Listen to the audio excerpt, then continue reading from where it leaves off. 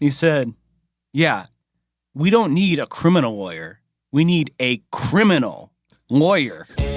Welcome to Allegedly with Bo and Ryan, the only entertainment and law podcast that brings you the truth, the whole truth, and nothing but the truth. Allegedly.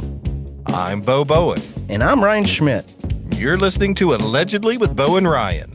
We're coming to you from our law offices in beautiful, historic Savannah, Georgia, where we'll be chatting about pop culture, hot legal topics in the news, and doing our best to change the way people think about the law and lawyers. But first, a little about us. Ryan got his start in the law by playing his guitar for spare change in hallways outside of federal courtrooms. And Bo was the stunt double for Steven Seagal and Jean-Claude Van Damme throughout the 90s. Together, we are Savannah's consummate renegade legal titans. And the only corporate and entertainment lawyers in the free world who have never lost a single case. Allegedly. Welcome to S1E3, Ryan. You know, for those of us in the industry, that's season 1. Episode 3. Wow, look at you. A little inside baseball there for you. I guess so. So what is new in Ryan world this week? Everything is going well, Bo. Last week I was with my wife in wine country. We had a nice couple days just soaking up the California sunshine, and I am back. I am refreshed. I am excited to be here talking with you. Well, that's good to hear because I actually have designed a challenge for you this week, my friend. Okay. How do you feel about doing a little fictional lawyer draft today? I love that. What do you have in mind? Well, here's the rules. Okay, picture it. You have a case, okay? I'm talking a case that your life, your career, your family, everything is on the line, and you can pick any fictional lawyer to represent you.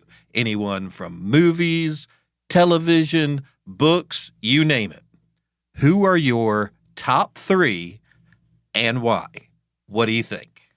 I love that. Wow. I mean, there's so many good choices to choose from. Yeah, there's a lot. I've been thinking about it, so I got a little bit of an advantage, but I'm going to see what you can come up with. So I'm going to let you go first. Let's start. Why don't we start with your 3rd round draft pick and work up to our team captain?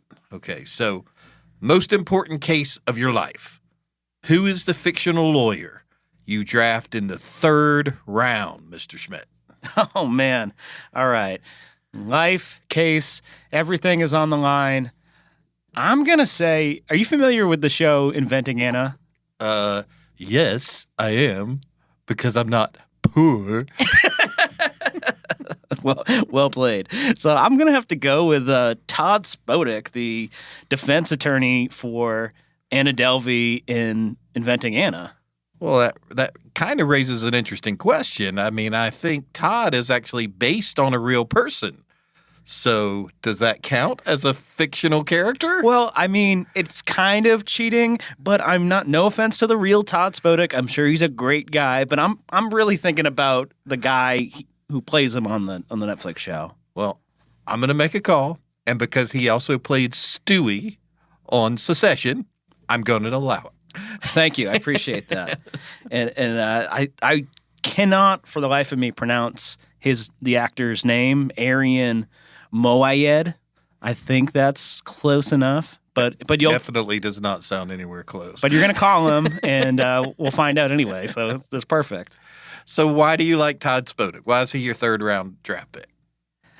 I like him because unlike so many TV lawyers, he's just a likable, relatable, and empathetic guy. I mean, this is throughout the series, it really shows this lawyer who is a solo practitioner who isn't afraid to get his hands dirty. And above all, he takes on these insurmountable odds for his client. I mean, he puts his client first, and you can really see that he puts it out all on the line for them. You know, and it's interesting, during that show, you really actually see him grow as a lawyer as he goes through that case. Oh, absolutely. I mean, when you see him take on the case and just bail Anna out of jail, he's really even wondering if he's got what it takes. I mean, everybody in the police station and in the district attorney's office, like, you're punching above your weight class here. Is this something you want to take on? And he certainly rises to the occasion. Yes, he does. Well, that's an excellent pick. So 3rd round draft pick for Mr. Schmidt, Todd Spodek. And plus, I know that in a pinch, he would hire a stylist, and I would come in, and my outfits would be on fire. I like it. Well played. Well, what do you got? I mean, for 3rd round pick, you've got to have some good ones up your sleeve if you came up with this. Oh, yeah. Well, my 3rd round draft pick, narrowly edging out Patty Hughes from Damages. Sure. Ruthless cutthroat lawyer played by Glenn Close. I'm going with Alan Shore from Boston Legal, played by James Spader. Oh, yes. Now, word of warning to the listeners. You should probably never go back and watch reruns of Boston Legal. It is, in fact, wildly inappropriate. I would probably put it on my Mount Rushmore of television shows that have aged badly. Right up there with Dukes of Hazzard. Right. Yeah, I'm excited to hear from you about this because I actually haven't seen Boston Legal. I've heard your stories about different courtroom antics and brilliance, but I've also heard that in the age of Me Too and stuff like that, probably not so great. Well, Alan Shore, as played by James Spader, easily one of the best, most entertaining, funniest lawyers in television history. I mean, you get everything that you would expect from James Spader. Very sarcastic, infuriating to everyone around him, over the top womanizing, but he is the epitome of the lawyer that would use any means necessary to win a case and not care one bit if he got caught doing it. All right, well, give me an example. Well, he's the kind of guy, he will just simply destroy the other lawyer in court, in the most unorthodox, crazy way you could think of. The lawyer could be in the middle of this just crucial, emotional point, point he's trying to make. The jury eating out of the palm of his hand. And Alan just stands up and says, "I object, Your Honor." "On what grounds, Mr. Shore?" "Well, on the grounds I don't like what Mr. Smith is saying. It's just stupid." Well, guess what? Judge gets pissed off, but the trial goes on, and now the other lawyer is completely off his game. And the jury is laughing. So he's definitely a fan of stunts that you would never get away with in real life, but it's still damn fun to watch on the show. Absolutely. And I believe we did talk about Alan Shore a little bit in episode 1, where we said that he's one of those omnidisciplinary lawyers that can do just about anything. Oh, absolutely. But, and it's setting his stunts aside. I mean, what got him on my list is the fact that the dude was brilliant. I mean, it's one of those shows where, you're watching it, the other lawyer goes first, does his closing argument, and you're just like, this case is over. There is absolutely no way Alan can win this case now. And then he stands up and just blows you away with this amazing closing argument and you're just left like, damn, he just kicked their ass. Oh, man. And the other thing I really liked about him, for all his faults, he actually could be oddly inspiring. Like, even to as a lawyer watching the show, because he never met a cause he was unwilling to take on. He never met a system he was unwilling to fight. The unwinnable case is what always attracted him. When it seemed hopeless, he had just this brilliance and this style that turned everything around and made him look like a crusading hero to the jury. And that's why Alan Shore, my number 3 draft pick. I love that. That's awesome. So how about you? We're up to number 2 now. Number 2. I mean, you had the benefit of preparing for this. I mean, I'm pulling them out. I've been thinking about different lawyers, since our first episode, different lawyers that I think are great. Some get it so right, some get it so wrong. But I'm gonna try something a little bit different. I know I kind of cheated on the first one. We had Todd Spodek, who is a real lawyer, but again, I'll buy you a beer if you seem like a great guy. But I wanna go get a beer with Stewie first. That's fair. But now, I was thinking, how about Matt Murdock, aka Daredevil? Oh, going to the MCU. Oh, of course, yeah. Let's be clear. I'm not talking about Ben Affleck here. I'm talking about Netflix MCU Daredevil. Charlie Cox. That's right. And I mean, for me, that's two Netflix series in a row, and they certainly aren't a sponsor of this show. Not that I'd be mad if they were. But I guess now he's more in the MCU now that property switched over to Disney and Disney Plus. But what I love about him is he doubles as a lawyer and a crime-fighting vigilante. So if your life is truly on the line, you've really got two bites at the apple here, right? You've got the legal case. You lose that, he's also gonna, open a can of whoop ass.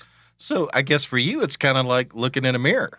Oh yeah, no, there's a lot of similarities there. I mean, even just the abs. Yeah, there's a lot there I can really resonate with. I am only sorry that our listeners aren't able to actually see your abs while you're talking about them. I'm not sorry. But there's also times where he puts down the masks throughout the series and just focuses exclusively on representing clients. And he certainly picks clients that, come from these indigent backgrounds who really need it. And he for an extended period of time, he goes on this whole pro bono stint after, he fights basically the Yakuza and, his girlfriend, who's also an assassin, she dies. And he says, okay, I'm going to put down the vigilantism for a second. I'm going to, take it to the courthouse and be a fighter for justice.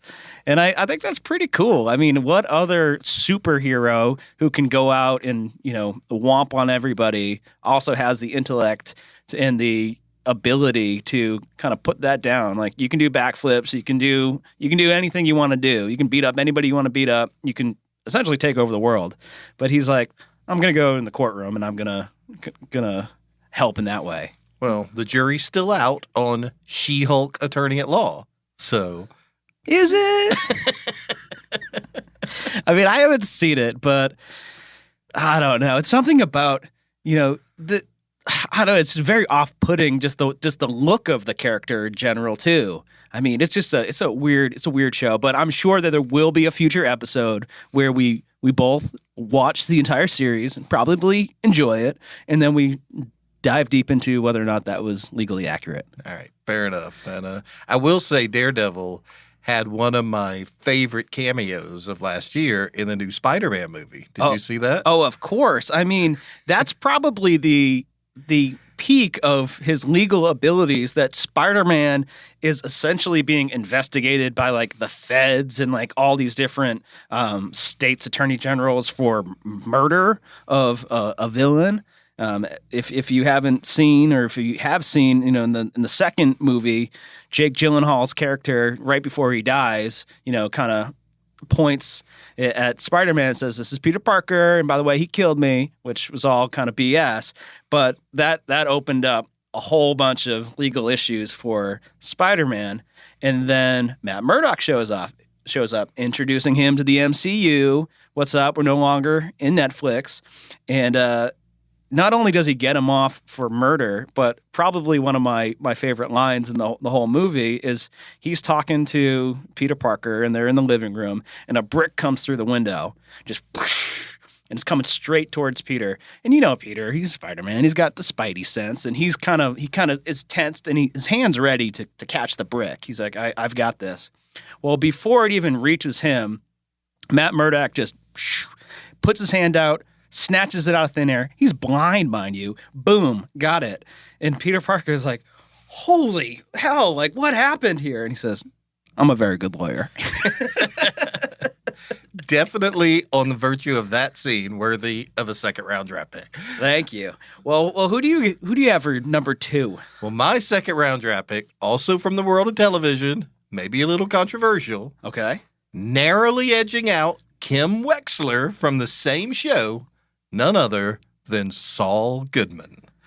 Better Call Saul, played by Bob Odenkirk, Yes. a.k.a. Jimmy McGill, a.k.a. Gene Takovic.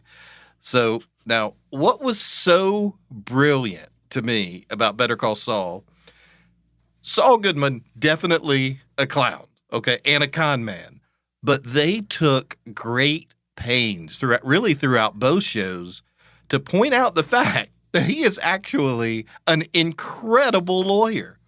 Does he bend the rules? Absolutely. But no one can deny that he was effective. He knows the law, he's quick, he's funny, and he will exploit any opening or loophole to win the case. So here was my thought process, right? Okay. I thought about it like this. If I was innocent and charged with a crime, who would I hire? And there's a lot of amazing lawyers out there that I thought, okay, I could go with this person, I could go with that person. If I'm guilty and charged with a crime, there's really only one choice. Saul Goodman. Better Call Saul. Oh, yeah, though that makes me totally think of, now I haven't seen Better Call Saul, but, you know, we love Breaking Bad here. And one of the scenes I quote quite often is when we first get introduced to Saul Goodman's character. And Jesse Pinkman is driving Walt to the shopping mall where he's at, and he says, "You're bringing me here?" And he said, "Yeah, we don't need a criminal lawyer. We need a criminal lawyer." And Saul Goodman was definitely a criminal. Knew every dirty trick, not scared to use them. Sometimes going to elaborate lengths to make sure a case comes out in his favor, which is definitely a trait you would admire in a life or death case. Oh, absolutely. Now, spoiler alert. I'm just going to give an example, but if you have not seen the last episode of Better Call Saul, I'm going to talk about it a little bit, so you might want to skip ahead a minute. But Well, I can't leave the room. all right, this doesn't count for you because you haven't started it yet. That's true. All right, the last episode of the series is a perfect example of Saul's skill, okay? He finally gets caught by the police after 2 years on the run of being one of the most wanted men in the country, okay? Finally gets caught. The federal prosecutor takes great delight in telling him that based upon his charges, he's looking at 190 years in prison plus 2 life sentences. Oh, And he says, and trust me, they've got him dead to rights. You can see the prosecutor just gloating about this easy victory, right? Well, then Saul starts talking. And the next thing you know, somehow within minutes, he literally has talked the government down to 7 years to be served in Bernie Madoff's country club prison with its own golf course, and even makes them agree to give him a weekly pint of Bluebell mint chocolate chip ice cream. he can't get better than that. Of all the lawyers on TV, Saul Goodman is going to come through when the chips are down and when it's the most desperate. So that is why he is my number 2 draft pick. That's a great number 2. All right. Well, we've gotten to the big moment, Ryan. You got to pick your team captain, your number 1 fictional lawyer, go-to lawyer of all time. Well, I mean, is there really any doubt who I'm going to pick here? I'm a huge Suits fan, so it's got to be Harvey Specter. Fair enough. He was so close to making my list. He's just so likable, so cool. He can just do it all. You know, he's got the cars, he's got the women, he's got the looks, he's just super smart and can do any case that gets thrown his way. I mean, it really doesn't get better than Harvey Specter. And you know what's crazy is he's on a show where there are many lawyers that could make these lists. I mean, you got Jessica Pearson, you've got Mike Ross, even Louis Litt. All of them brilliant attorneys. Oh, absolutely. When you mentioned the draft, I was thinking I could do a draft all on Suits characters. And they're all great in their own way. But, Harvey, to me, kind of is a cut above the rest. I mean, he just knows what it takes. He's got an incredible poker face, by the way. Like he and we joke about this all the time, but he has the ability to walk into, a boardroom where this big decision's about to be made. Somebody's about to get sued, somebody's about to get ousted. The whole deal is about to happen. And he comes in with an empty manila folder. And he's got the presence and the charisma to say, in this folder, in my hand, I have the one piece of evidence that's going to blow this whole thing up. So you don't want to force my hand to open this envelope, right?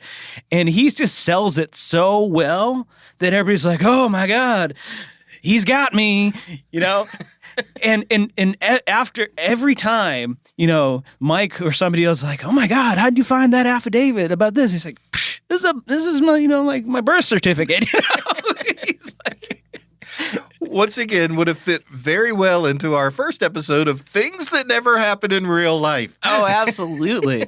But he can sell that so well. And, it's just always comes to mind, I would love the opportunity to do that, but the second you do that, somebody's going to say, let me see that. Exactly. Oops. Oh, I didn't expect him to do that. But he's just so great. I mean, he's so smart. Jessica Pearson really took her under her wing. He's Harvard educated. He goes and really cuts his teeth in the district attorney's office and is a prosecutor for a number of years before coming over to Pearson Specter and, whatever their first name was. Who was the first partner? I don't know. There's been a million partner names in that show. But he just is able to, again, take on any case, no matter the odds. He's got this real kind of fighter mentality, for his clients. He takes everything probably a little too personally, but he really will get down in the trenches with his clients. He will do what needs to be done, and he also instills in them that, he's got their back. He's going to protect them, and it's going to be okay. And that's when a client comes to you, when a client comes to a lawyer, it's often one of the worst days of their lives, right? Nobody likes calling a lawyer unless it's, on our entertainment or corporate side where they're like putting a deal together and filming a movie. That's great. But on the litigation side, bad stuff has happened. And you really want to have a lawyer that is there for you, that you feel like is going to have your back no matter what. And, having him as a co-captain, that'd be A-okay with me. Well, I would say that easily what makes him, probably one of the best fictional lawyers of all time is the way he was willing to take a younger lawyer under his wing and, show him the ropes. I mean, that by itself just makes him a true hero. I'm sure you would agree. Yeah, I mean, kind of like what you did with me. Oh, I didn't even think about that. But, no, that's an excellent choice and could easily have been my top choice as well. And let's not forget, because it is named Suits, dresses impeccably. Oh, absolutely. I mean, who else can pull off a double-breasted, just perfect. With a vest. With a vest, right. Absolutely. Well, I had a very hard time deciding on my captain. I went back and forth. My number one fictional lawyer of all time, it was killing me.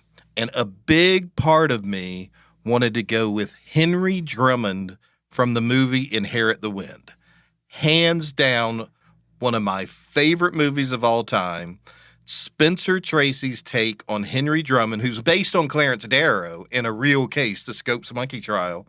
Huge reason I wanted to become a lawyer. That movie, by itself. If you've never watched old black and white classic, Inherit the Wind, do yourself a favor. Check it out. You will not believe it is based on a true story. It is just a wildly entertaining movie, and Henry Drummond is amazing. Just cracks me up throughout the whole thing. But as much as I love Henry Drummond, in the end, I had to go my favorite literary character of all time, Atticus Finch. Of course. To Kill a Mockingbird. Now, what can you say about this man? Gregory Peck does a fantastic job portraying him in the movie, okay?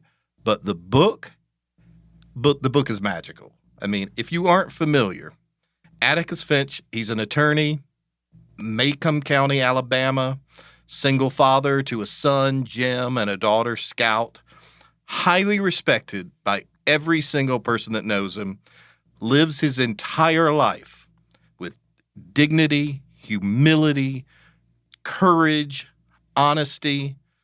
But the premise of the book is that this incredibly respected, honorable man, he takes on the case of a black man named Tom Robinson that's falsely accused of beating a white woman.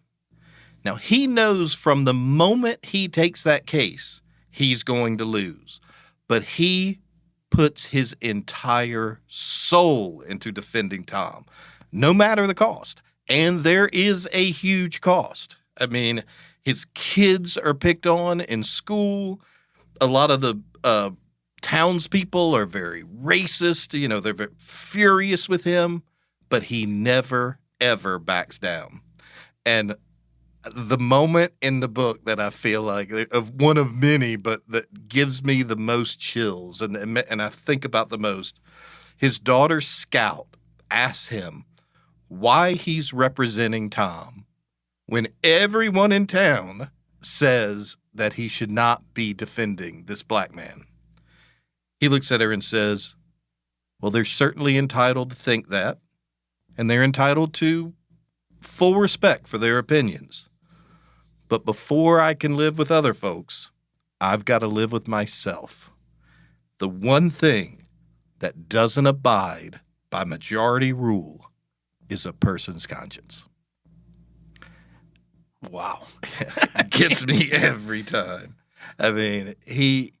Atticus Finch is a personal hero to me. Perhaps the most empathetic character ever written. He may not have the entertainment value of Alan Shore or Saul Goodman, but the way Harper Lee describes him in To Kill a Mockingbird, he is the perfect example of what an attorney and just a person and a father should be. Loving father, skilled lawyer, stays true to his conscience. So if I had one case to decide my entire life, I wouldn't hesitate to call on Atticus Finch. Yeah, wow. Talking about Atticus Finch, it just makes me think about our firm's core values, handling every matter with integrity. Well, for sure. I can't even hear the word integrity without immediately thinking of Atticus Finch. You mentioned our firm's core values. We have 5 values that we try to live by here at the Bowen Law Group every day, and that is one of them. Handle every matter with integrity. And, that's where that came from. Atticus Finch. When we came up with that, that was the name that immediately popped in my mind. He could very well be the greatest literary character of all time. Name another character just whose very name is immediately synonymous with honesty, righteousness, politeness, courage, empathy. Throw in the fact that he's also a damn good lawyer, and that's why he's my number one pick.